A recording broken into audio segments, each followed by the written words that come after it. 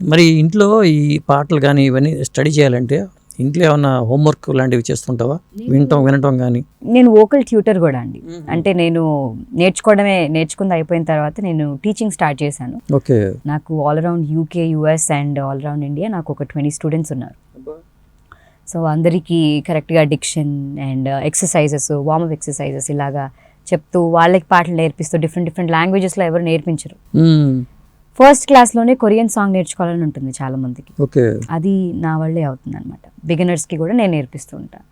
So అలా వాళ్ళకి నేర్పుతూ నాకు కూడా ప్రాక్టీస్ సెషన్ అయిపోతుంది. అండ్ హోంవర్క్ అంటూ ఏముండదు. నాకు ఒక స్కెడ్యూల్ ఉంటుంది. ప్రతిరోజు నేను బుక్ మీద పెన్ను పెట్టందే నేను ఆ రోజు స్టార్ట్ చేయను. ఎవ్రీడే నాకు ఒక స్కెడ్యూల్ ఉంటుంది, నాకు ఒక టైం టేబుల్ ఉంటుంది.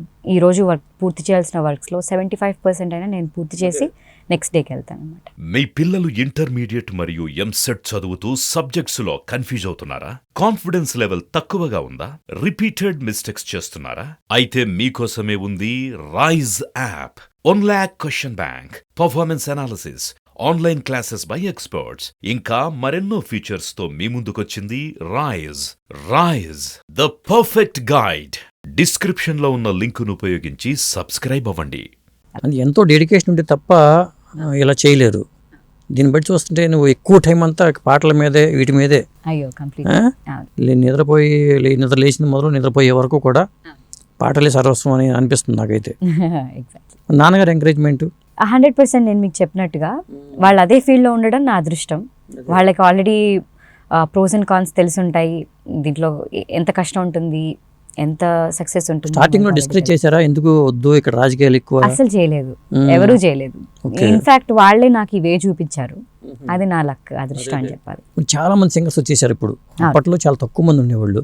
పి సుశీల గారు, లేకపోతే ఎల్లారేశ్వరి, జానకమ్మ, ఇట్లా తక్కువ మంది ఉండేవాళ్ళు. ఇప్పుడు ఎక్కడ చూసినా సింగర్సే ఉంటున్నారు.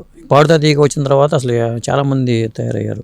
ఇంత కాంపిటీషన్లో దీన్ని ఎలా ముందుకు వెళ్ళగలను అనే ఒక భయం అనేది రాలేదా?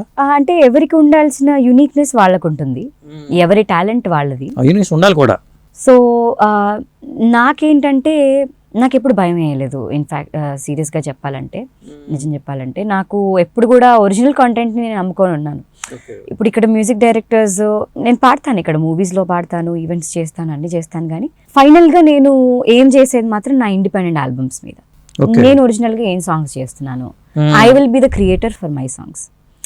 ఆల్వేస్ నేను ఇండిపెండెంట్గానే ఉన్నాను, కానీ క్రియేటర్ అనే దాని మీదే ఉన్నాను, కానీ డిపెండెంట్గా ఎప్పుడు ఆలోచించలేదు.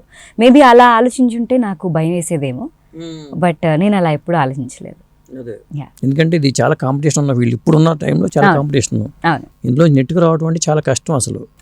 పైగా మ్యూజిక్ డైరెక్టర్లు వాళ్ళకి తగ్గ వాళ్ళకి కావాల్సిన వాళ్ళకే వాళ్ళు ఛాన్సులు ఇస్తూ ఉంటారు. మరి స్ఫూర్తిని వెతుక్కుని ఇచ్చేవాళ్ళు కూడా తక్కువ ఉంటారు కదా. కానీ ఛాన్సెస్ వస్తున్నాయి, నీకు ఎలా వస్తున్నాయి? అది చెప్పాలండి, గుడ్ టైమ్స్ లక్ అనే చెప్పాలి.